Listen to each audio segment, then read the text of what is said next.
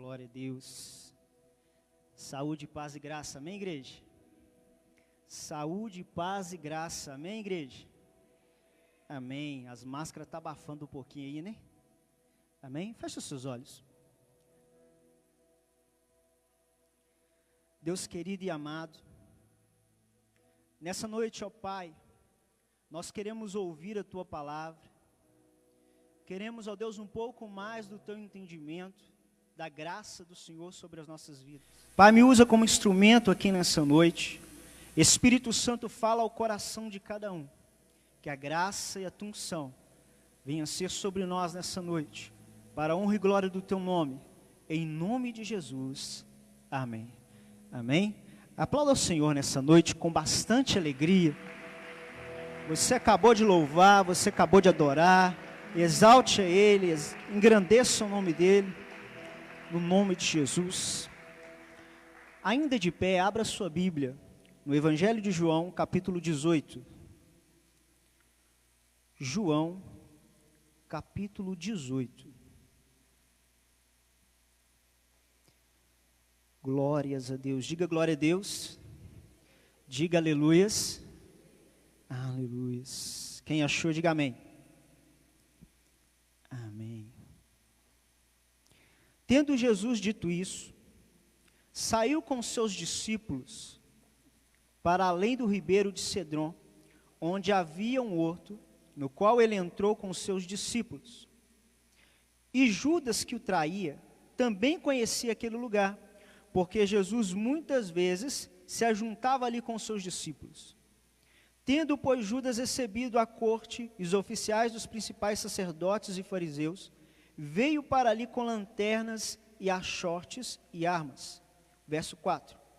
Sabendo, pois, Jesus todas as coisas que sobre ele haviam de vir, adiantou-se e disse-lhes: a quem buscais? Responderam-lhe: a Jesus o Nazareno. Disse-lhe Jesus: sou eu. E Judas, que o traía, estava também com eles. Verso 6. Quando, pois, lhes disse: sou eu, recuaram e caíram por terra. Verso 7. Tornou-lhes, pois, a perguntar: a quem buscais? E eles disseram: a Jesus o Nazareno. Jesus respondeu: já vos disse que sou eu. Se, pois, me buscais a mim, deixai estes. Para se cumprir a palavra que tinha dito: dos que me deste, nenhum deles perdi. Verso 10. Então Simão Pedro, que tinha espada, desembainhou-a e feriu o servo do sumo sacerdote, cortando-lhe a orelha direita. E o nome do servo era Malco. Mas Jesus disse a Pedro: mete a tua espada na bainha. Não beberei eu o cálice que o Pai me deu? Pode se assentar. Glórias a Deus. É uma alegria estar aqui com vocês, amém?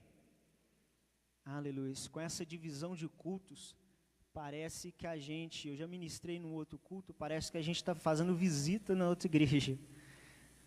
Então, alguns de vocês, ou a grande maioria aqui, tem muito tempo que eu não vejo, né? Mas é bom estar com vocês, amém?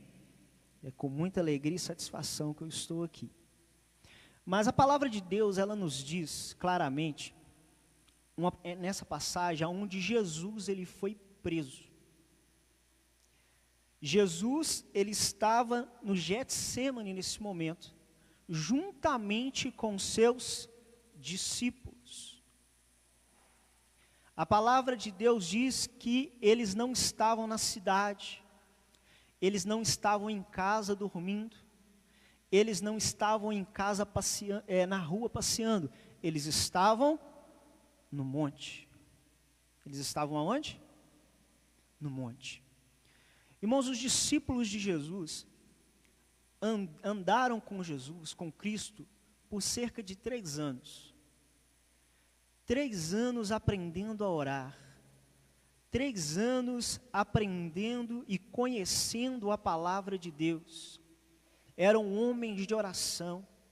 Eram homens obedientes a Cristo. Eram homens tementes ao Senhor. Eram homens que, quando Jesus ia ao monte, e ele permitia que eles fossem, eles estavam lá. Quando Jesus andava pela cidade, realizando os milagres, os discípulos estavam lá. quando Jesus estava num barco, passando de uma cidade para outra, os discípulos estavam com ele. E a palavra de Deus diz que naquele momento Jesus é preso. Irmãos, entenda que quando o Senhor, ele foi preso, eles não estavam vivendo as suas vidas, fazendo outra coisa a não ser a buscar o reino de Deus. E naquele dado momento, Jesus, quando ele foi levado, os discípulos fugiram. Fala comigo, fugiram. Enquanto Jesus estava sendo levado, os discípulos se dispersaram. A palavra de Deus diz que Pedro acompanhou Jesus de longe. Pedro via Jesus sendo levado, sendo torturado no meio do caminho, porém sem dizer nada. Pastor, por que o senhor está dizendo? O que o senhor quer dizer com essa história? Irmãos, os discípulos eram homens cristãos de fato, eram os discípulos de Jesus, de exemplo. Eram homens que andavam com ele lado a lado. Eram homens que estavam com ele a todo momento.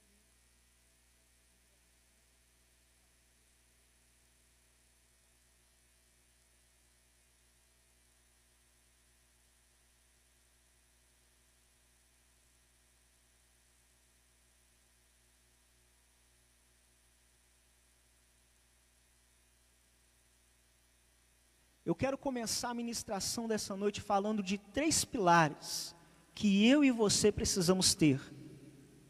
Todo cristão, ele precisa desses pilares, ou desse pilar formado por essas 3 coisas. Repita comigo: oração, jejum e palavra. Oração, jejum e palavra. Oração, jejum e palavra. Irmãos, os discípulos tinham esses 3 pilares, tinham essa estrutura na vida deles. Eu e você, como cristãos, sem essa base, sem essa estrutura, nós não permanecemos. Nós não ficamos firmes. Os discípulos, eles oravam, porque aonde Jesus ia, os discípulos estavam juntos. Jesus os ensinou a orar e eles aprenderam a não somente a falar com o Pai, como também orar e expulsar demônios, curar enfermos, assim como Jesus fazia. Jesus os ensinou a fazer isso.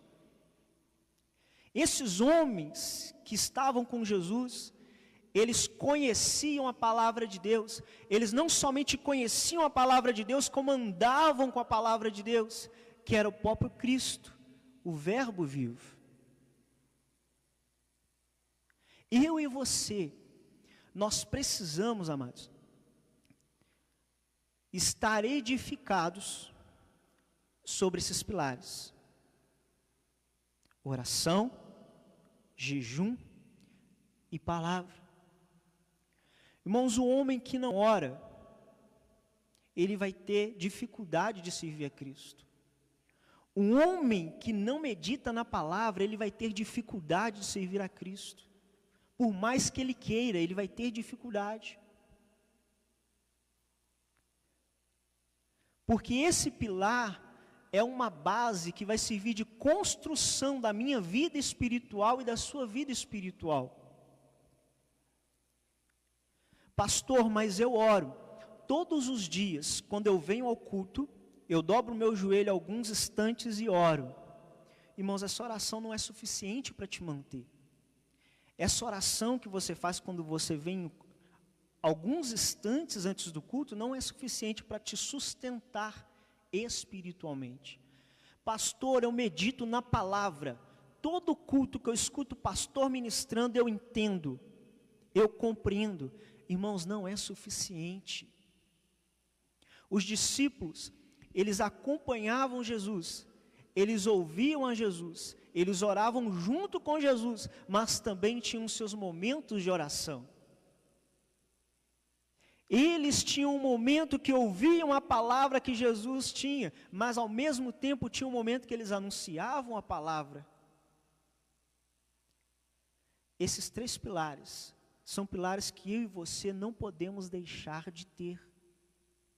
Pastor, o que o senhor quer dizer com isso?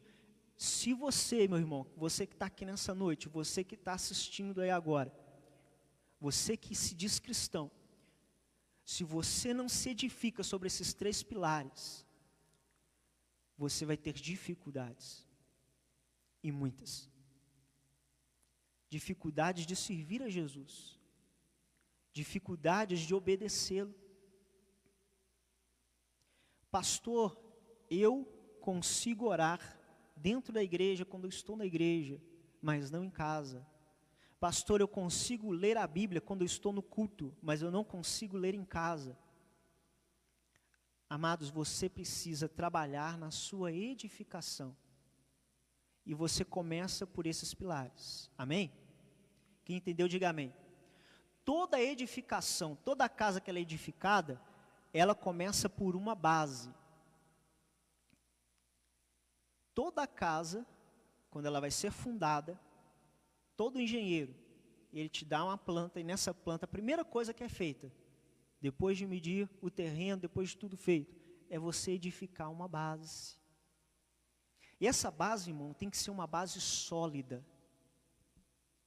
Porque se for uma base fraca, ela não vai valer. Ela vai desmoronar.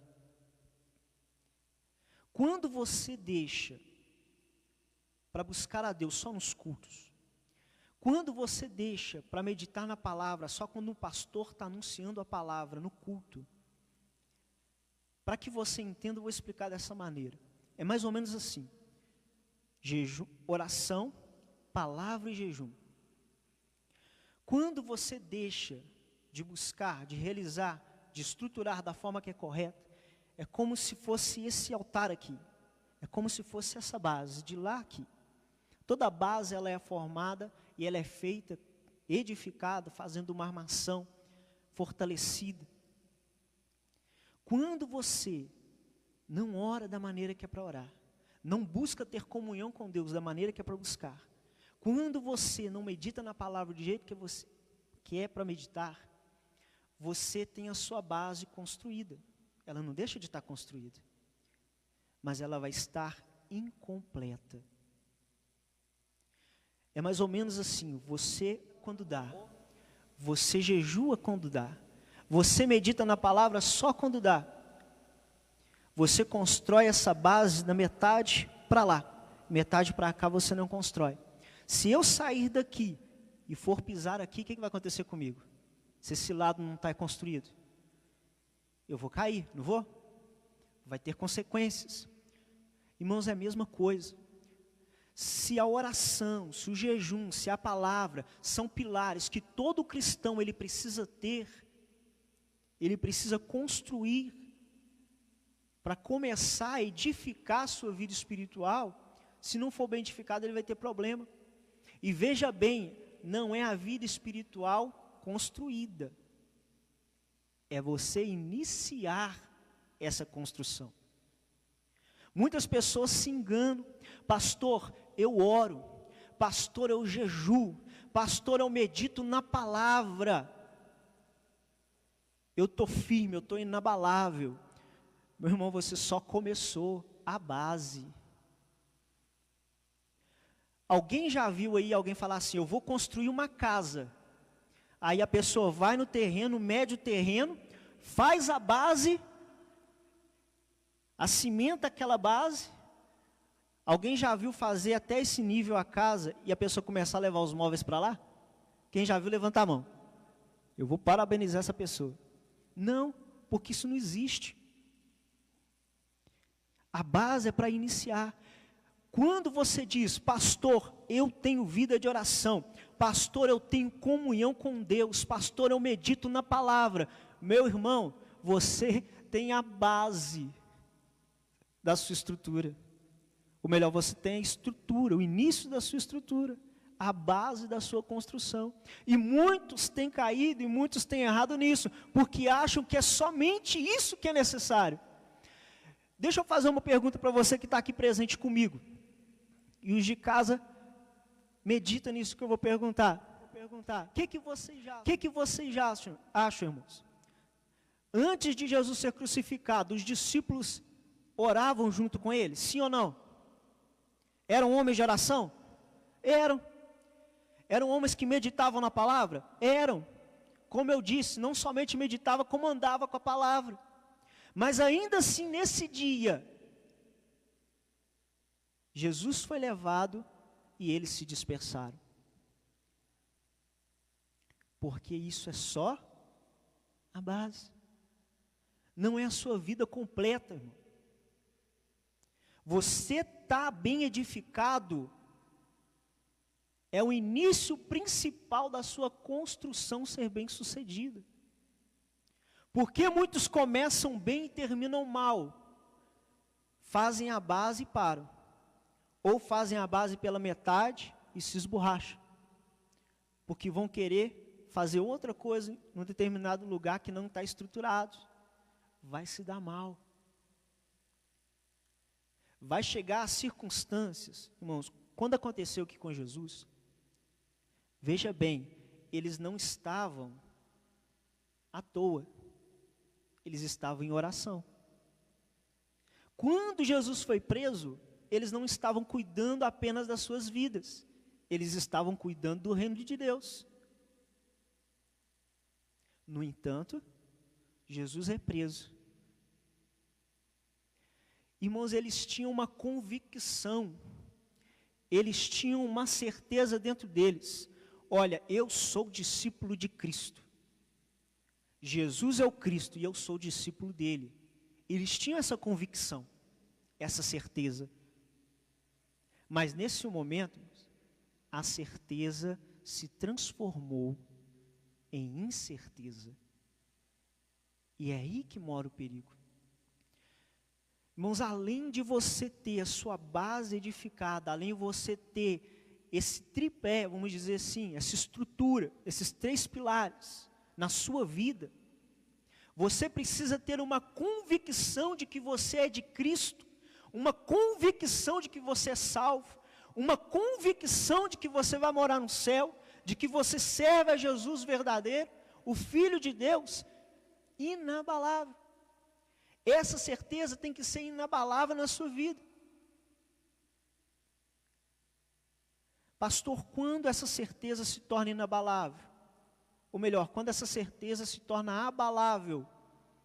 Quando o medo toma o seu coração.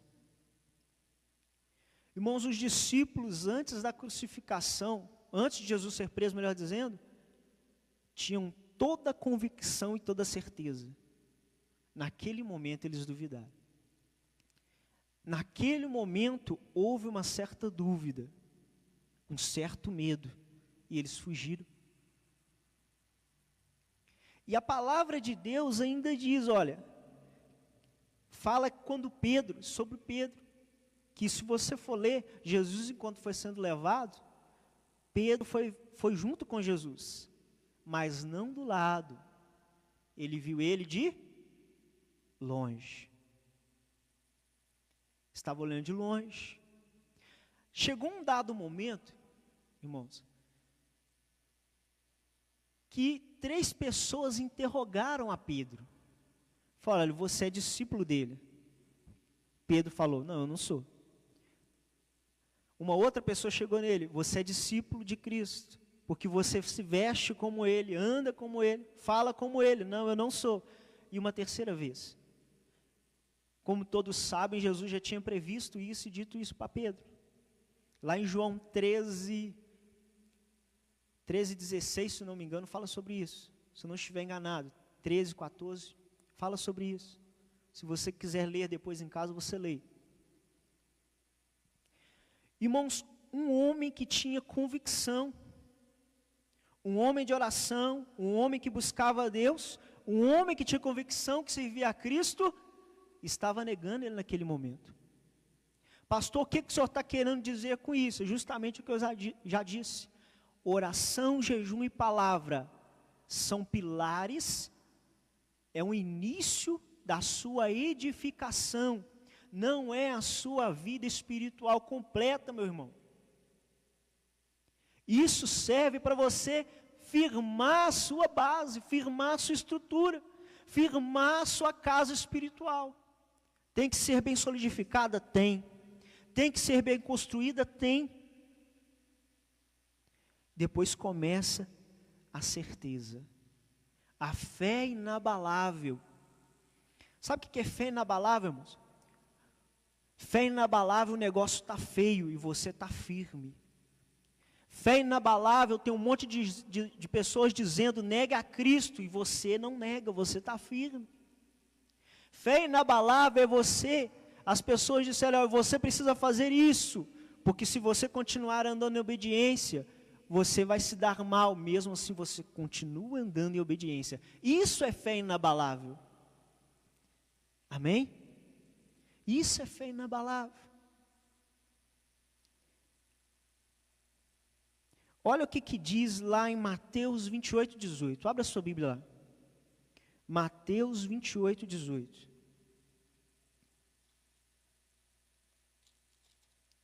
Mateus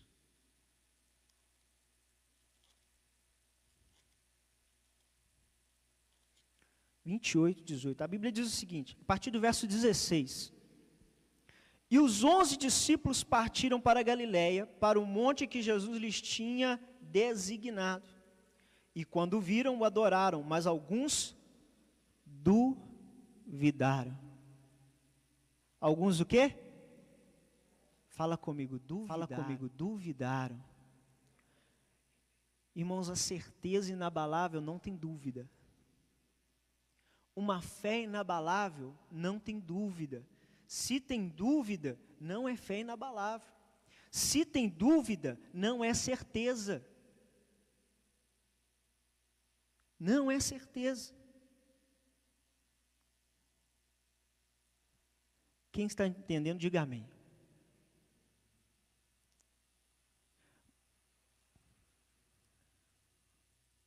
Fé inabalável. Não existe dúvida. Irmãos, naquele momento, aqueles homens, alguns deles, deixaram que o medo tomasse o coração deles. Quando, depois da ressurreição, quando Jesus reapareceu para eles, aonde eles estavam? Alguns, ou a grande maioria, trancafiados dentro de casa ou em algum local fechado, com medo do povo judeu, com medo de serem presos, com medo de serem levados. Mas não eram homens de oração? Eram. Não eram homens que estavam com Cristo? Eram. Não eram homens que tinham certeza da fé deles? Eram. Mas o medo tomou conta. Somente essa base não é suficiente, irmão, para te manter. Nós estamos vivendo em momentos difíceis esses tempos, onde o medo tem tomado o coração de alguns. E se tem algo que você não pode ter, irmão, é medo. Amém? É medo. Não confunda falta de medo com irresponsabilidade. Eu não estou dizendo isso. Você precisa ser responsável, ter os devidos cuidados. Mas o medo, ele não pode entrar no seu coração. Teve um homem que deixou o medo entrar no coração dele, que foi Elias. Irmãos, Elias foi usado por Deus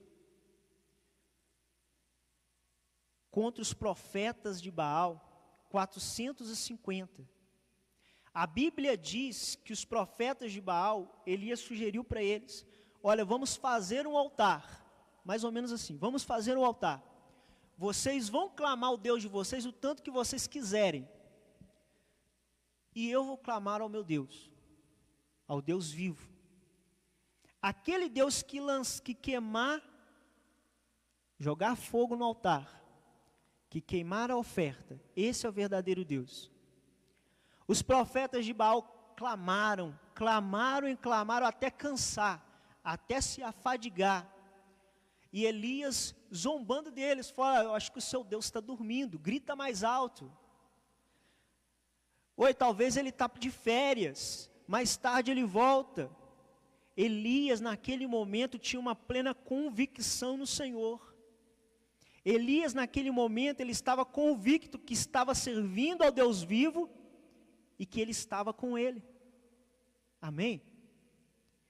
Depois disso, Elias vai no altar, limpa o altar, faz um pequeno clamor a Deus, e Deus queima aquela oferta. E a água em volta do altar é secada. Em contrapartida, depois disso, Jezabel fica sabendo disso e manda matar Elias. Nesse momento, o medo toma conta de Elias.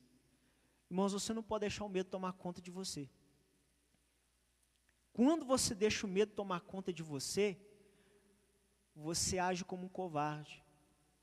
A Bíblia diz que um homem que há momentos atrás tinha desafiado os profetas de Baal, e Deus mostrou para ele que era Deus na vida dele, e ele estava servindo Deus verdadeiro. Se você ler para frente, que eu não tenho tempo para explicar, a Bíblia diz que ele fugiu de Jezabel, porque estava com medo de ser morto.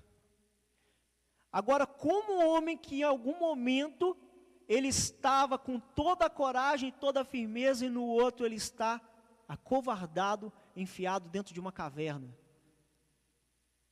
por causa do medo.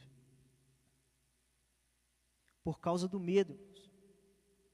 Os discípulos tiveram medo. Quando Jesus foi preso, todos fugiram e estavam trancafiados em algum determinado lugar. E ainda assim Jesus aparecendo, alguns duvidaram. E alguns duvidaram. Mas quando eu e você não temos uma certeza verdadeira, o medo toma conta. Por que eu falo certeza verdadeira? Porque tem a certeza que você pensa que é certeza, mas não é. Quando chega na hora de Jesus ser preso, você corre, você esconde, você foge. E é uma certeza verdadeira. Tem que ser uma certeza verdadeira na minha vida e na sua vida, uma fé inabalável. E essa fé inabalável, ela só vem por meio de alguém que o próprio Jesus enviou para poder me ajudar e te ajudar na caminhada com Ele, que é o Espírito Santo de Deus. Diga glória a Deus por isso. Irmãos, o Espírito Santo, Ele não é um ser, Ele não é uma força, Ele não é erroneamente, como alguns pregam de vez em quando, uma coisa. Até eu, quando empolgado ministrando, eu cometi a gafe de falar que o Espírito Santo, ele era quem nos instruía, quem nos guiava para Deus, um instrumento. E de fato o Espírito Santo, ele te instrui, ele te orienta, mas ele não é um instrumento. Ele é uma pessoa. E a partir do momento que a Bíblia diz, que o próprio Jesus disse: olha, eu vou para o Pai, mas eu vou enviar alguém para estar com vocês, aleluia. E esse alguém está comigo e está com você, amém? Ele te dá essa certeza inabalável, Ele te dá essa certeza que nada pode tirar de você.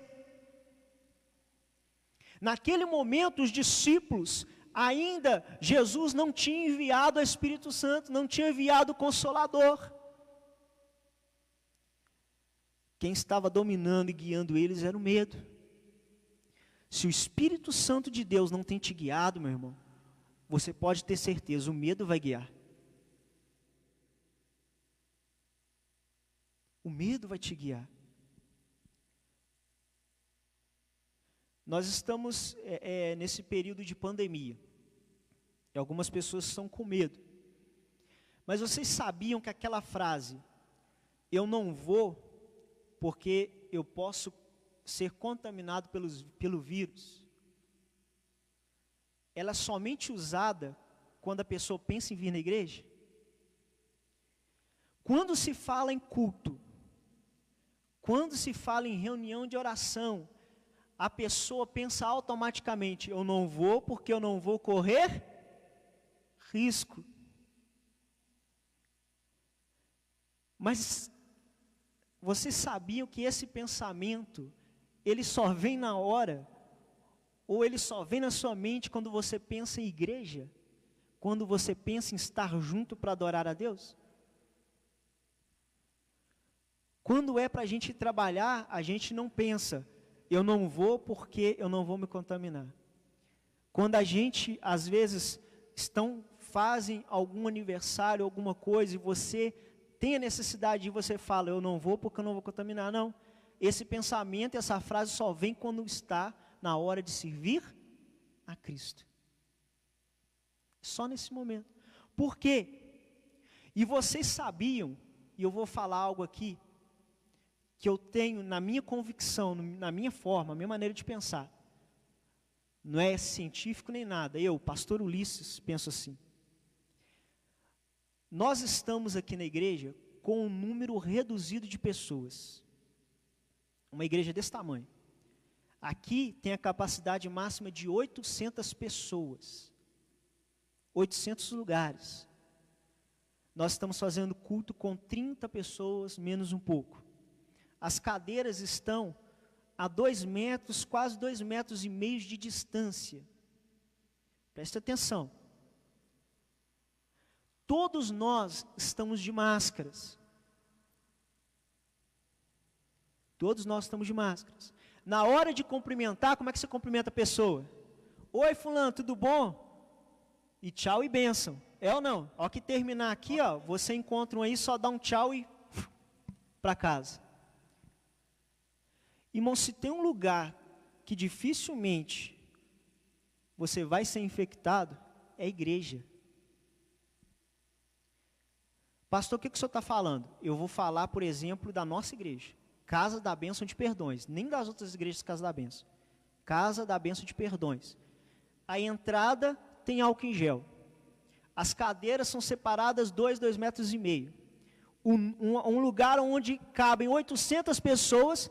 Está tendo culto de terça a domingo, e domingo tem 4 cultos, aonde cabe 800, tem 30 pessoas, todas de máscara, você fica um tempo sentado nessa cadeira, diga-se de passagem que essa cadeira aí, quando termina o culto, alguém vem com álcool em gel ou água sanitária e passa, você não vê porque você vai embora, mas passa. Aí eu pergunto, quem vai na academia, quem gosta de academia, diga amém. Agora ninguém gosta, ninguém gosta dessa hora, né? Quem vai falar amém no momento desse? Amém? Nada contra quem gosta de academia, quem gosta de fazer um esporte, nada contra. Mas irmão, deixa eu perguntar uma coisa, e você que está em casa ouça isso. Na academia que você está, que você frequenta, tem alguns aqui que vão à academia, eu sei, você não quis falar amém, mas eu sei que você vai. Você que vai na academia, o seu personal trainer, quando você sai daquele aparelho lá, ele vai com álcool em gel e a flanelinha para passar para o outro entrar e sentar? Aquele lugar suado, onde a pessoa suada pegou, encostou, e você vai lá encostar naquele lugar, o seu personal trainer vai lá e passa o álcool em gel para você passar e sentar lá, usar aquela máquina? Se tiver, vocês me falam. Que eu vou dar os parabéns. Quando você vai no supermercado, aí a pessoa pensa assim, eu não vou na igreja porque eu corro risco. Novamente eu vou falar. Corro o risco de ficar a 3 metros de distância da pessoa, dar um tchau de longe e vai para casa. Correu risco. E quando você vai no supermercado, você pega no mesmo objeto que 2.000, 3.000 pessoas pegou naquele objeto. Isso não é mais arriscado não, irmão? Você está no local de trabalho que você está com aquela pessoa, pastor, no meu local de trabalho eu só fico na minha máquina. É bem, Você não vai no bebedouro beber água, não? Você não vai no banheiro, não? Mas deixa eu explicar uma coisa para você. Por que que só quando se diz para cultuar a Deus e buscar a presença dEle, o pensamento de medo vem ao nosso coração? Sabe por quê? Porque é algo que o inimigo utiliza, o medo. Quando se fala em buscar a presença de Deus, ele gosta de usar o medo. Sabe por quê, irmãos? É importantíssimo nós buscarmos a Deus juntos. Quem entendeu, diga amém. Por que, pastor, que é importante a gente buscar a Deus juntos? Primeiro porque o próprio Jesus, graças a Deus, ele deixou exemplo em tudo. Ele orava no monte com todo mundo, orava no monte sozinho. Ia nas casas de pessoas sozinho e nas casas com os discípulos. Ele orava para um, orava para o outro. Ele também estava nas sinagogas, que eram os templos. Graças a Deus, ele deixou exemplo para tudo. A comunhão, irmãos, é algo importantíssimo. Pastor, eu sei que eu preciso de oração. Eu sei que eu preciso orar, melhor dizendo. Eu sei que eu preciso jejuar, eu sei que eu preciso ler Bíblia. Eu sei que eu preciso ter uma fé edificada, uma certeza. Mas você também precisa de comunhão. Sabe por que os discípulos, eles não se perderam naquele momento? Porque a Bíblia diz que quando Jesus apareceu, não estava cada um num canto, eles estavam juntos. Fala comigo, juntos. Querendo você ou não, meu amigo, a comunhão é importante para te edificar. A comunhão é importante para te solidificar a sua fé espiritual. E eu vou te provar isso daqui agora. Por que, pastor, o senhor diz isso? Porque algumas pessoas, eles falam, pastor, eu oro, eu jejuo, leio Bíblia. Mas a certeza deles é uma incerteza. Quando chega aquele momento, eles caem. E alguns dizem assim, pastor, eu tenho certeza, eu sou de Jesus. Pastor, eu tenho certeza, eu sirvo a Cristo. Quando eu morrer, eu vou para o céu. Uns falam assim ainda. Certeza você tem que ter, de fato, a salvação. Fala, pastor, eu tenho uma fé inabalável. Mas quando se fala para a estrutura dele, ele não tem. Irmão, certeza. Se você tem uma estrutura, se você tem esses 3 pilares e busca certeza, uma fé inabalável, é compreensível. Você dizer que tem uma fé inabalável sem ter uma edificação, sem ter uma base, é impossível. Não é difícil, é impossível. Pastor, mas eu tenho certeza. Ok? Essa certeza ela vai ser abalável a qualquer hora. A qualquer momento. A qualquer instante. Irmãos, olha só a situação. Deixa eu pegar só mais um pouquinho aqui a respeito da igreja. Tem alguns irmãos que dizem assim, olha, eu não preciso ir à igreja para orar, eu oro em casa. Amém?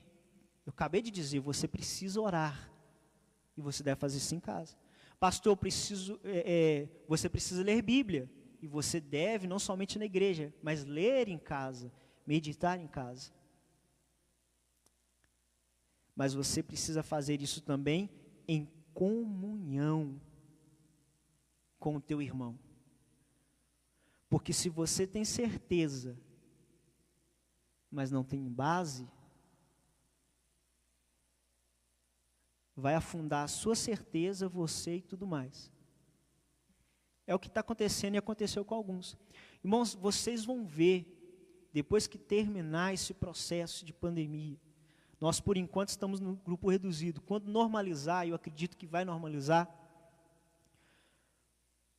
quando isso normalizar, você vai ver quantos irmãos, sem base, sem estrutura, que tinham convicção e tinham certeza, afundados. Mas em contrapartida você vai ver, irmãos, que aprenderam a edificar uma base e solidificar a sua fé. Quantos que vocês conhecem antes, o antes pandemia, pessoas que diziam: eu nunca vou desviar, eu nunca vou afastar de Jesus. Cadê essas pessoas? Porque tinham certeza, mas uma certeza abalável, não inabalável, não tinha uma estrutura. Essa certeza não vinha do Espírito Santo. Você tem que entender isso, irmão. Você tem que entender, sem o Espírito Santo, sem dar ouvidos a Ele, sem obedecer a Ele, nós não somos nada. A sua certeza não vale nada. Olha só o que está escrito. Depois que Jesus é ressuscitado, olha como é a atitude de um homem, de uma pessoa que é cheia do Espírito Santo. Olha a diferença de alguém que não somente tem uma estrutura, mas também tem o Espírito Santo como orientador. Olha a diferença. Abra a sua Bíblia lá em Atos. Vá lá em Atos.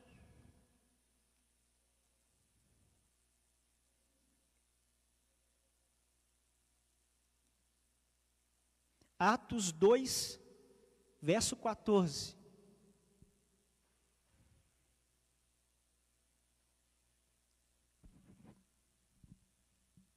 Atos 2, verso 14.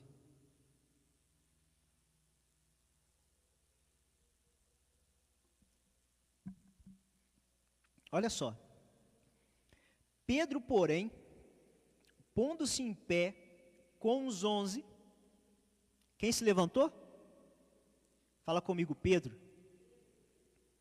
Levantou a voz e disse-lhes: varões judeus e todos os que habitais em Jerusalém, seja-vos isso notório, escutai as minhas palavras.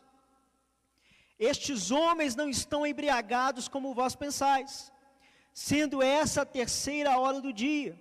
Mas isto é o que foi dito pelo profeta Joel: e nos últimos dias acontecerá, diz Deus, que no meu espírito derramarei sobre toda a carne, os vossos filhos e as vossas filhas profetizarão, os vossos jovens terão visões, os vossos velhos sonharão sonhos, e também do meu espírito derramarei sobre os meus servos e minhas servas, naqueles dias, e profetizarão, e farei aparecer prodígio em cima no céu, e sinais embaixo na terra, sangue, fogo e vapor e fumaça. O sol se converterá em trevas, e a lua em sangue, antes de chegar o dia glorioso, o dia do Senhor. E acontecerá que todo aquele que invocar o nome do Senhor será salvo. Olha o verso 22. Varões israelitas, escutai estas palavras: a Jesus Nazareno, varão aprovado por Deus, entre vós com maravilhas, prodígios e sinais, que Deus por eles no meio de vós fez, como vós mesmos bem sabeis. A estes que foi entregue pelo determinado conselho e presciência de Deus, tomando-o vós, o crucificastes e matastes pelas mãos dos injustos, a qual Deus ressuscitou, soltas as ânsias da morte, pois não era possível que fosse retirado por ela. Glória a Deus por isso. Irmãos, um homem que vê Jesus sendo levado de longe, vê Jesus sendo torturado e preso sem fazer nada, depois tem a oportunidade de declarar que é discípulo dele e por 3 vezes nega. Agora depois, cheio do Espírito Santo, não para 1, não para 2, não para 3, ele declara para os judeus e para o povo de Israel, para gregos e para todos os que estavam naquele lugar: oi, aquele homem que vocês crucificaram é Jesus o Cristo. Glória a Deus. Não somente isso, ele ainda fala de uma forma, de outra maneira, mas ele diz: e eu sou discípulo dele. Traduzindo, eu ando como ele, eu falo como ele, eu andei com ele e vou continuar andando com ele. Irmãos, essa é a minha postura, essa é a sua postura, como homem e você como mulher, cheio do Espírito Santo. Diga glória a Deus. Quem está me entendendo, diga amém. Diga aleluia. Irmãos, um homem, quando ele é cheio do Espírito Santo, a conversa é diferente. Uma mulher, quando é cheia do Espírito Santo, a conversa é diferente. Um homem que tinha medo de falar para uma pessoa, fala para milhares. E não somente isso, como converte milhares. Quando você tem uma certeza que vem de você, irmão, você vai ter problema em servir Jesus. Mas quando essa certeza do Espírito Santo, pode vir o que for, o medo não vai encontrar brecha em você. O medo não vai conseguir te carregar. Antes da crucificação, antes de Jesus ser preso, os soldados começam a subir o monte. Pegam a Jesus e carregam a Jesus. E os discípulos são dispersos. Depois da crucificação, depois da ressurreição, depois de serem cheios do Espírito Santo, Atos capítulo 4, versículo 6, abre aí para você ler. Atos capítulo 4, versículo 6, Pedro e João diante do Sinédrio. Pedro e João, eles não estavam de longe, irmãos. Eles estavam dentro do Sinédrio. Eles não estavam diante dos soldados, eles estavam diante dos sumos sacerdotes. Olha o que diz aqui, ó. Ele estava diante das autoridades maiores naquele momento. E Anás, o sumo sacerdote, verso 6, e Caifás, e João, e Alexandre, e todos quanto haviam da linhagem do sumo sacerdote, verso 7, pondo-os no meio, perguntaram, com que poder ou em nome de quem fizeste isto? Aleluia. Olha só o que Pedro diz. Então Pedro, cheio do Espírito Santo, fala comigo, cheio do Espírito Santo. Aqui está o segredo. A base ele já tinha. Os pilares ele já tinha. A certeza está confirmada aqui, ó. Cheio do Espírito Santo, lhes disse, principais do povo e vós, anciãos de Israel. Verso 9. Visto que hoje somos interrogados acerca do benefício feito a um homem enfermo e de modo como foi curado, seja conhecido de vós todos e de todo o povo de Israel, que em nome de Jesus Cristo, o Nazareno, aquele a quem vós crucificastes e a quem Deus ressuscitou dos mortos, em nome desse é que este está são diante de vós. Ele é a pedra que foi rejeitada por vós, os edificadores, ao qual foi posta por cabeça de esquina, e em nenhum outro há salvação, porque debaixo do céu nenhum outro nome há, dado entre os homens, pelo qual devamos ser salvos. Aleluias.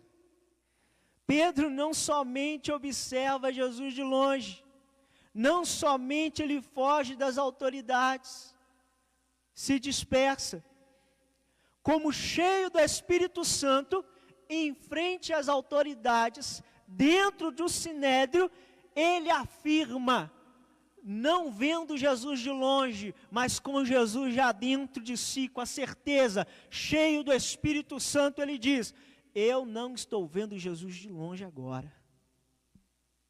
Este Jesus que vocês levou, matou, torturou, crucificou, esse Jesus ressuscitou, esse Jesus, ele fez algo que nenhum outro homem fez para a nação, para o povo judeu. Esse homem é um homem a qual em nenhum outro há salvação. Aleluia. Pedro declara isso. e declara isso. Uma certeza inabalável. Sabe o que Pedro estava afirmando aqui nesse momento, ele e João? É mais ou menos assim, olha, agora eu posso ser torturado, mas eu sou de Jesus. Eu posso ser preso, mas nada vai abalar a minha fé. Eu posso ser crucificado, eu não vou ver Jesus sendo crucificado, eu posso ser crucificado como ele foi. Mas essa certeza, essa é inabalável. Irmãos, e é essa que eu e você precisamos ter. Quem entendeu, diga amém. Amém? Eu e você precisamos ter essa certeza. Aleluia.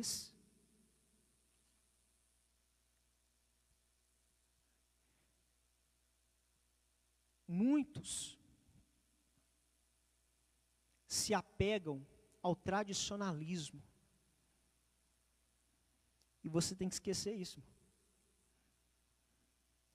A época que oração, jejum e palavra era suficiente, isso é quando você tinha falta de conhecimento. E se você não sabia, você vai passar a saber agora, você já sabe.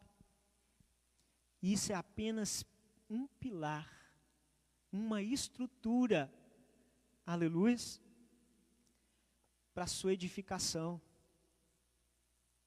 Quando você diz, eu posso, quando um irmão, uma irmã diz, eu posso buscar a Deus em casa, eu não preciso ir no templo, é mais ou menos assim, você constrói uma casa e você vai deixar de colocar a janela nela.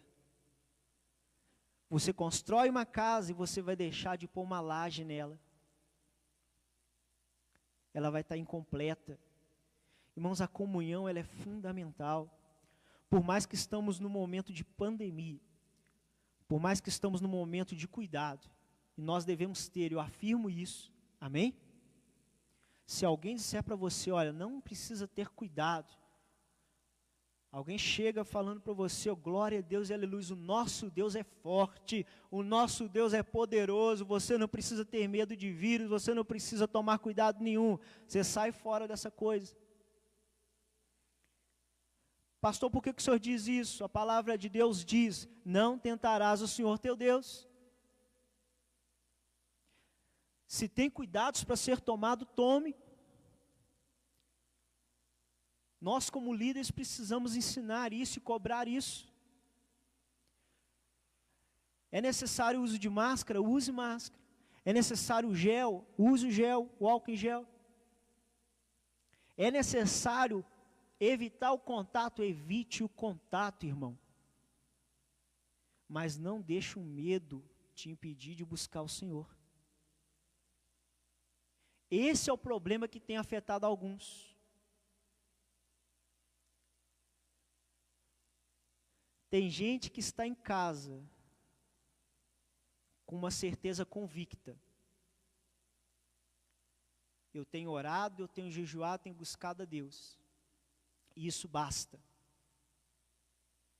Quando você assustar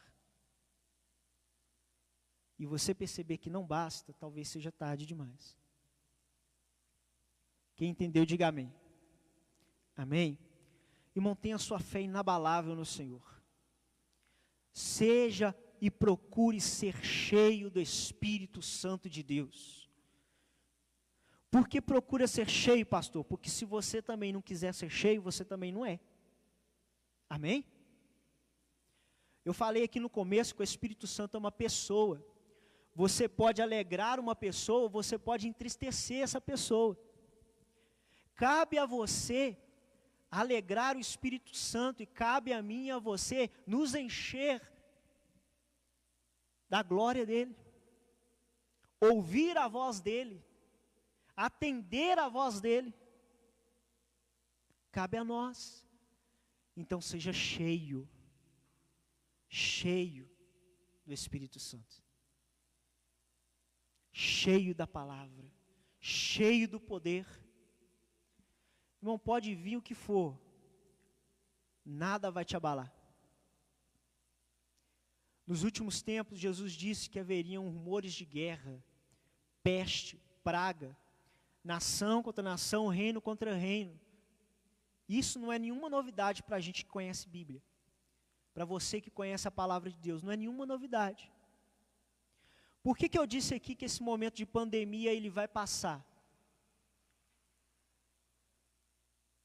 Ele vai passar porque o Senhor disse, olha, haverá momentos de peste, haverá momentos de rumores, guerra, de nação contra nação. Irmão, essa pandemia vai passar. Amém? Ela vai passar. Pastor, glória a Deus, então ela vai passar, então vai acabar. Não. Pelo contrário, meu amigo. O próprio Pedro, diante do Sinédrio, olha, nenhum outro há salvação, a não ser por ele. E Jesus, ele deixou bem claro, eu vou preparar morada. Eu vou voltar e eu vou levar a igreja. Então, se prepara, porque ninguém sabe o dia e nem a hora.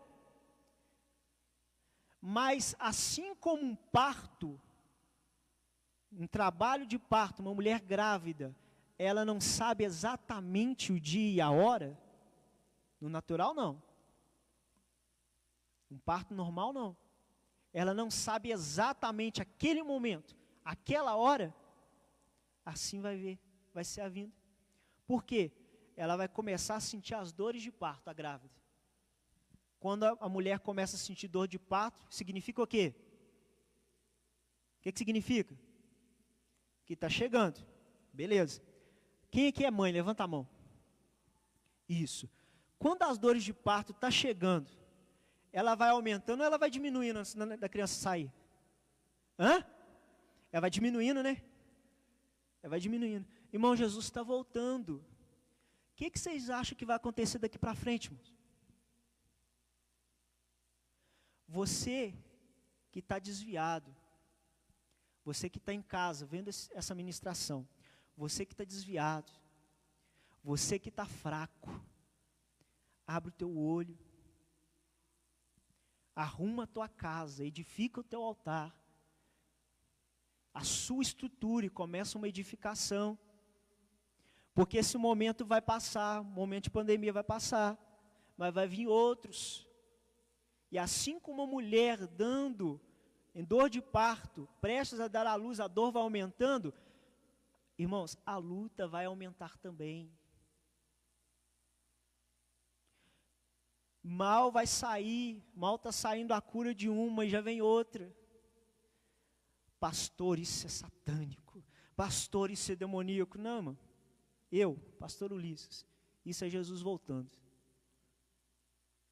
A palavra de Deus diz isso. Quem entendeu, diga amém. Amém? Fica de pé nessa noite. Diga glória a Deus. Diga, feche os seus olhos, curva a sua cabeça. Coloca a sua mão em direção do seu coração.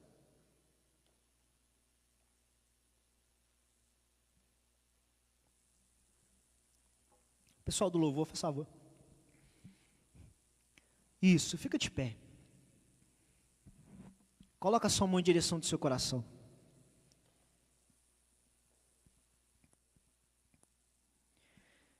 Irmãos, eu acredito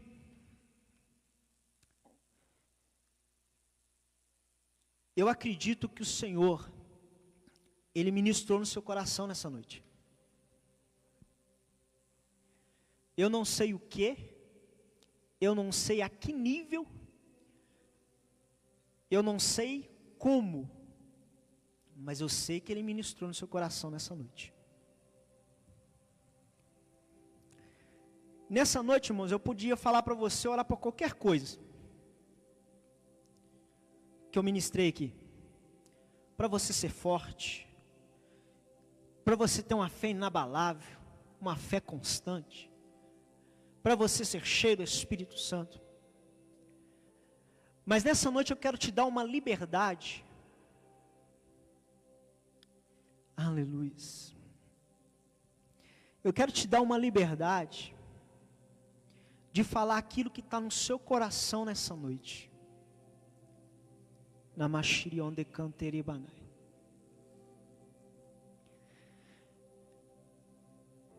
Aquilo que está no seu coração, que você sabe, Deus, eu preciso declarar isso.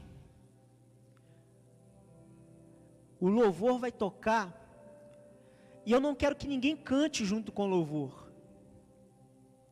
Alguns têm uma mania, quando o louvor começa a tocar e cantar, vocês cantam juntos. Eu não quero que vocês cantem quando ele estiver cantando. Eu quero que vocês orem. E vocês vão orar justamente isso aí. Isso que está no seu coração. Isso que o Espírito Santo está falando para você aí, martelando, desde o momento que começou essa ministração.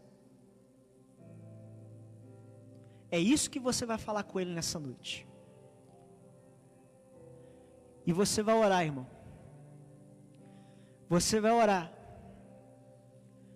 E Deus vai mover. Deus vai agir, porque Ele está aqui nessa noite. Você não vai sair daqui da maneira que você entrou, você pode ter certeza disso. Comece a orar nessa noite. Comece a clamar nessa noite em nome de Jesus.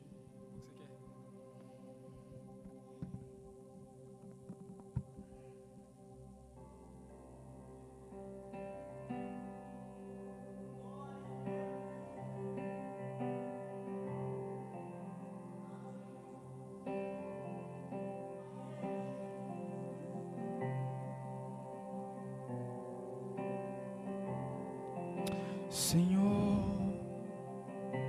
Senhor, eis-me aqui, envia-me a mim, vou pra onde o teu vento soprar. Não preciso entender, meu chamado é maior que a minha própria vida. Senhor, eis-me aqui, envia-me a mim, vou pra onde o teu vento soprar. Não preciso entender, meu chamado é maior que a minha própria vida. O teu anjo me enviou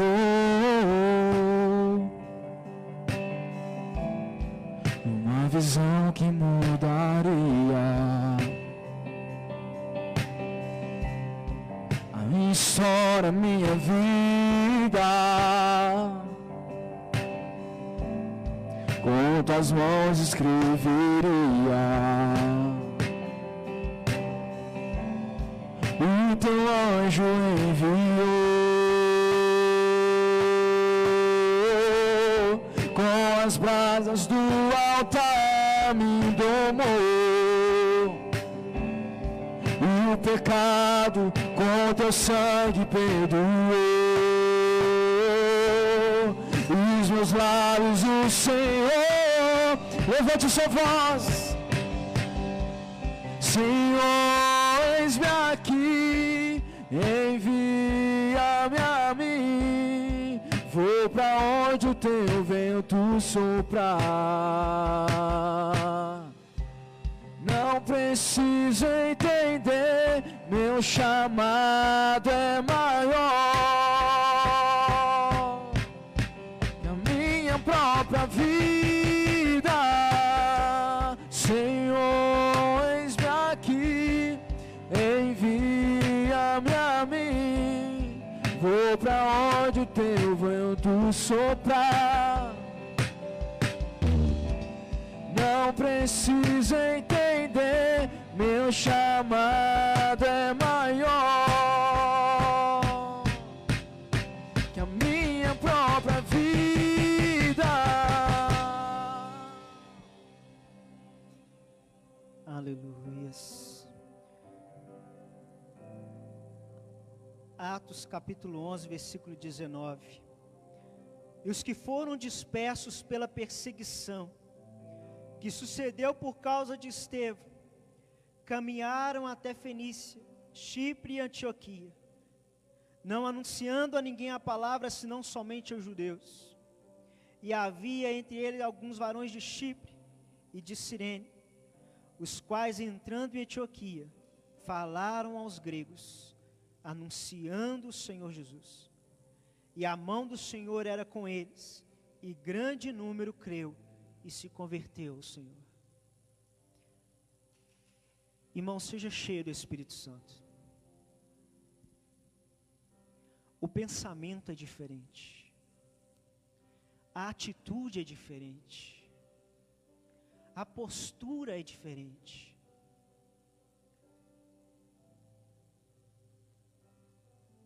Glória a Deus. Aplauda ao Senhor nessa noite.